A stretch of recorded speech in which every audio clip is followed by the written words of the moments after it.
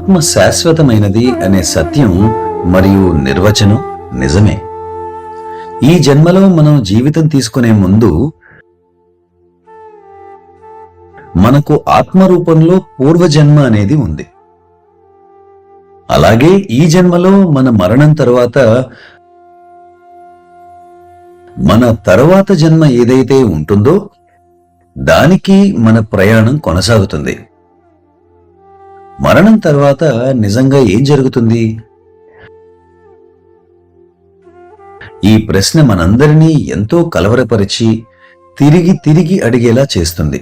దీనికి బాబూజీ మహారాజ్ ఎంతో హాస్యంగా ఇలా అనేవారు, నేనింకా జీవించే ఉన్నాను కదా, మరణం తర్వాత ఏమవుతుందో నేను మీకు తర్వాత చెప్తాను అని ఆయన తనదైన శైలిలో ప్రశ్నలను దాటివేసేవారు. మనం నవ్వేసి ఆ ప్రశ్నను మరచిపోయేవారు. ఆ ప్రశ్నకు సమాధానం ఇవ్వలేదనే సంగతి మాత్రం గుర్తుండిపోయేది. అయితే లాలాజీ మహారాజ్ సాహిత్యాన్ని మనం చదివినప్పుడు ఆయన మరణ ప్రక్రియను వర్ణించారు. అదంతా కూడా మరణ సమయంలో ఏం జరుగుతుందనే విషయం గురించే. ఆయన ప్రకారం ఆత్మ శరీరాన్ని విడిచి వెళ్లేందుకు నిర్ణయించుకున్నాక మనం మూలాధార చక్రం నుండి ముడుచుకుపోవడం లేదా కరిగిపోవడం ప్రారంభమై అక్కడి మూలకాలు అందులో కరిగిపోతాయి. అనంతరం స్వాదిష్టాన చక్రం వద్దనున్న జల మూలకం కలిసిపోతుంది. అప్పుడు ఆత్మ కొద్దిగా పైనున్న మణిపూరక చక్రం గుండా కూడా ప్రయాణించి అక్కడి అగ్ని మూలకం అందులో కరిగిపోతుంది. అనంతరం హృదయ చక్రం లేదా అనాహతం వద్ద పంచభూతాల సమ్మేళనమైన వాయు మూలకం ఆధిపత్యంలో కరిగిపోతాయి. చివరిగా మీరు జనక మహారాజు వలె జీవన్ముక్త స్థితిని పొంది ఉంటే అప్పుడు ఆత్మ బ్రహ్మరంధ్రం నుండి వెళ్ళిపోతుంది. మరణ సమయంలో ఏం జరుగుతుందనే ప్రక్రియ క్లుప్తంగా ఇలా ఉంటుంది. చాలా ఏళ్ల క్రితం 1987-88 సంవత్సరాల్లో ఒకరోజు ఇది ఎలా జరుగుతుందోనని నేను ప్రయోగం చేశాను. అప్పుడు ఆ ప్రాణశక్తి కాలి వేళ్ల దగ్గర నుండి ప్రారంభమై పైకి కదలడం మొదలైంది. ఒక్కో చక్రంలో కరిగిపోతూ పైకి ప్రయాణించింది. నేనిక వదిలి వెళ్లిపోయేంతలో అకస్మాత్తుగా నేను వెనక్కి వచ్చేయబడ్డాను. అప్పుడు బాబూజీ మరణం తర్వాత బ్రైటర్ వరల్డ్ చేరాక ఆత్మకు ఏమవుతుందనే దానిపై కూడా జవాబిస్తానని వాగ్దానం చేశారు. He conveys like this, that depending upon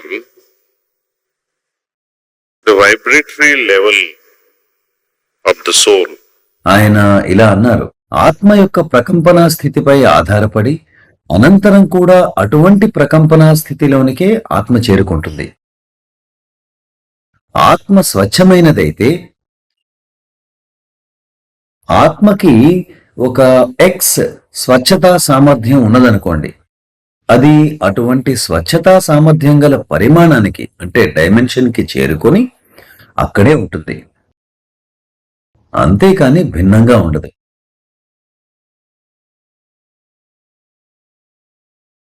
సంస్కారాలతో భారమైన ఆత్మ తిరిగి జన్మిస్తుంది. తద్వారా సంస్కారాలనేవి తర్వాతి జన్మలో తొలగించబడగలగాలి. ఇది ఎలాగంటే, విద్యార్థి 10వ తరగతిలో గాని కాలేజీ మొదటి సంవత్సరంలో గాని పరీక్షల్లో ఫెయిల్ అయితే అదే తరగతిలో మళ్లీ కొనసాగుతాడు కదా. అలాంటిదే ఇక్కడ కూడా జరుగుతుంది. మనపై మనకున్న బాధ్యతల్లో మనం విఫలమైతే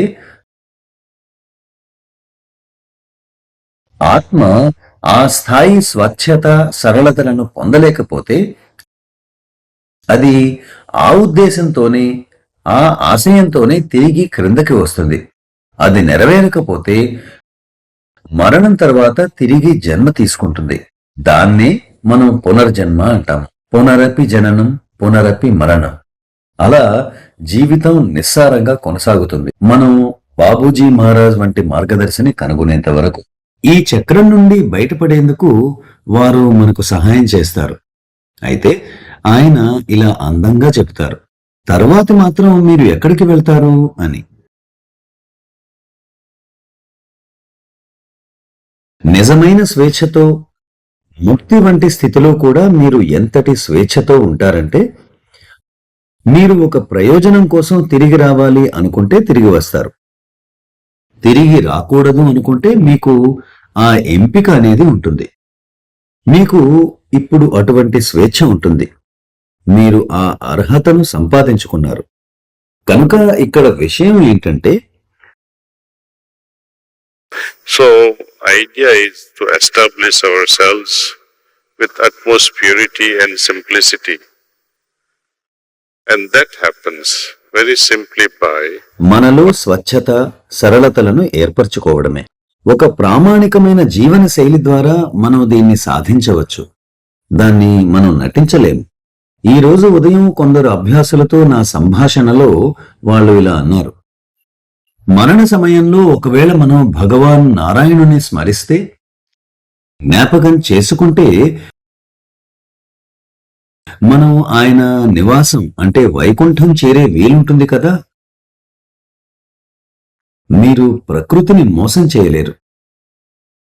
మీరు నారాయణుడి గురించి ఆలోచించినప్పుడు, ఒకవేళ మీ కొడుకు పేరు నారాయణ కావచ్చు కదా. మిమ్మల్ని మీరు వంచించుకుంటున్నారు. కేవలం దేవుడి గురించి ఆలోచించినంత మాత్రాన మీరు అప్రయత్నంగా దివ్యులు అయిపోరు. కేవలం మాస్టర్ గురించి ఆలోచించినంత మాత్రాన మీకు ఆ నైపుణ్యం రాదు కదా.